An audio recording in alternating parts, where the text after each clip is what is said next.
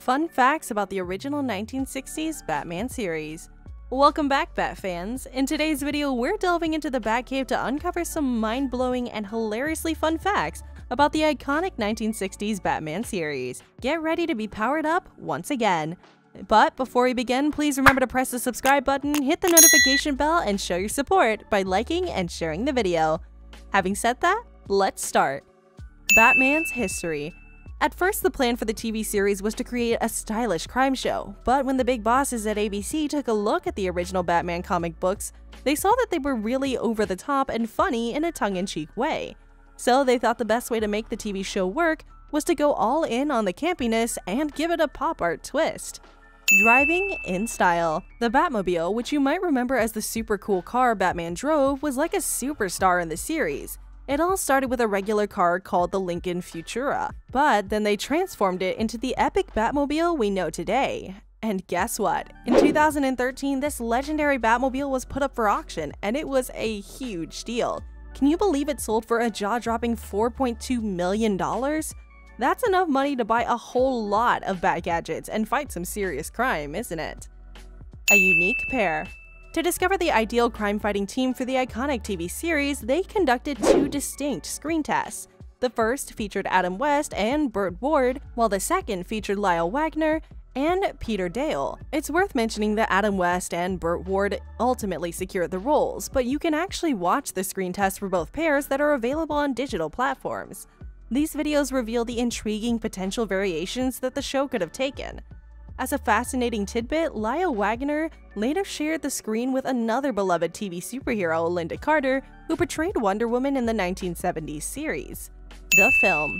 In 1966, the same year the iconic Batman TV show began, a Batman movie hit the big screen.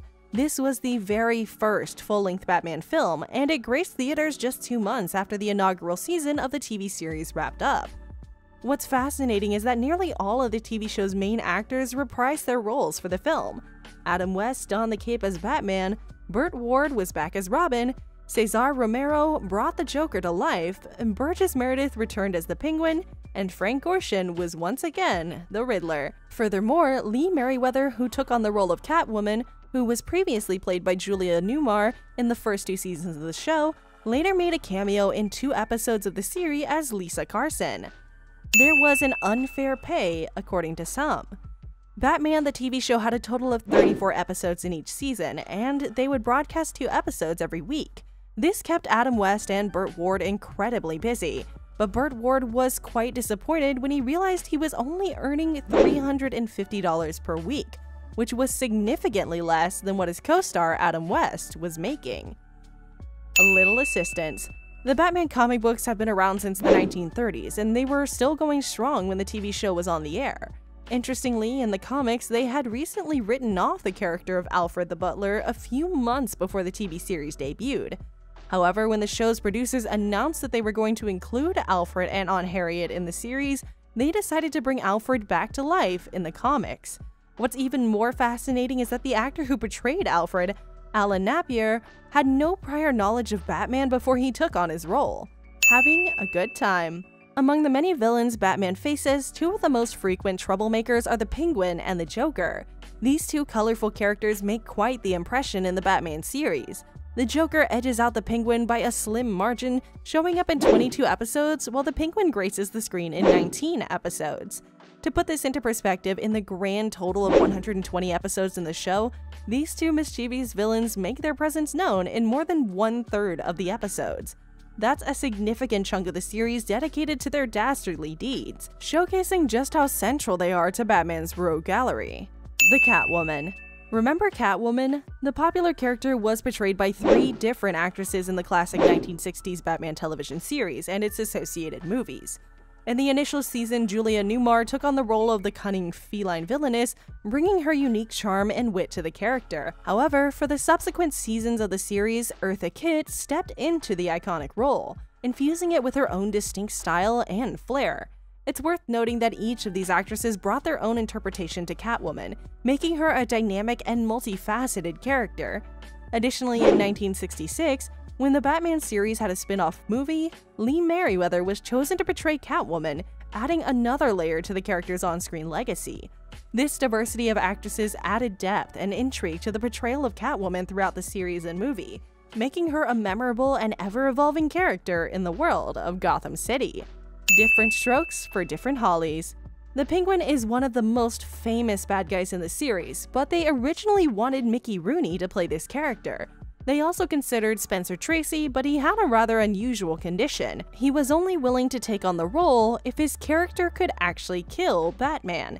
It seems like he didn't quite understand the concept of a superhero story, where the hero usually triumphs over the villain in the end. The Bat technology. One of the fun and unforgettable things about the Batman TV series is the constant parade of wacky gadgets that Batman employed, and most of them had the word Bat tacked onto their names. For instance, there was a brainwave Bat Analyzer, a device that helped Batman solve complex problems. Then there were the bulletproof Bat Shields, which were used to protect Batman and his allies from harm. And let's not forget the comical Bat Shark Repellent, a hand spray for warding off sharks, and Batman's humorous take on the medicine penicillin. Getting to the top. In the 1960s TV show, many famous actors played the bad guys, and it seemed like every Hollywood star wanted to join them. But there weren't enough bad guy roles, so the creators came up with a funny scene. In this scene, Batman and Robin climb up the wall of a building in Gotham City to stop an evil plan. On their way to the top, they meet friendly celebrities who pop their heads out of windows to see what's happening. Let us also tell you that Sammy Davis Jr., Edward G. Robinson, and even Santa Claus are just a few of the famous people who made some of the most memorable appearances. Mr. Freeze's had more than one. In the Batman TV series, there were actually 3 different actors who played the character Mr. Freeze. Mr. Freeze, also known as Dr. Schimmel, was first portrayed by George Sanders in the first season.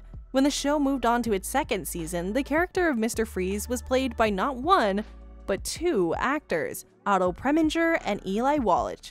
This may sound a bit confusing, but it was actually quite easy to do because Mr. Freeze didn't play a big role in the show. He only showed up in 6 episodes in total.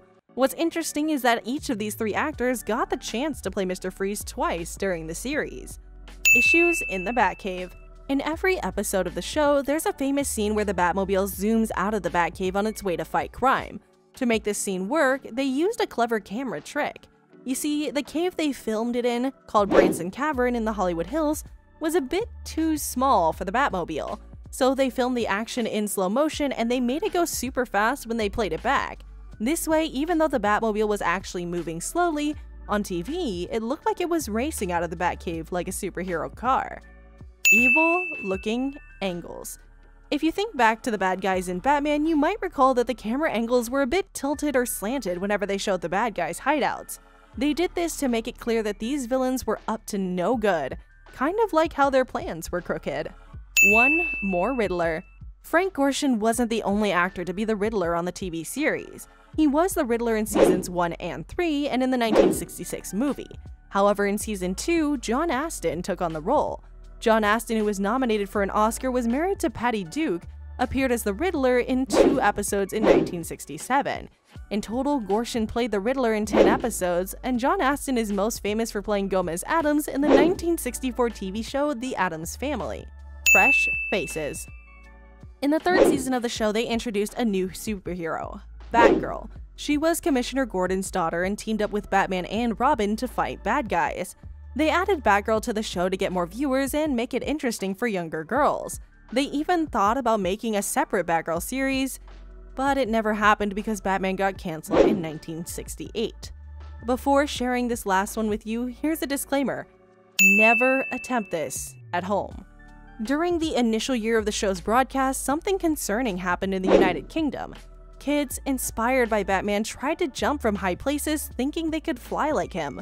This was risky and could lead to terrible accidents. In response, the actors Adam West and Burt Ward decided to do something about it.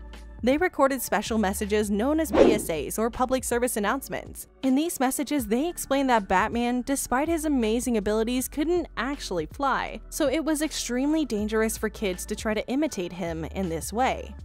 And that's all for now. If you enjoyed this video, be sure to smash that like button, subscribe to our channel, and hit the notification bell. Because trust me, you don't want to miss out on the exciting content that's just around the corner. This is your host signing off, wishing you all an awesome day. Stay tuned!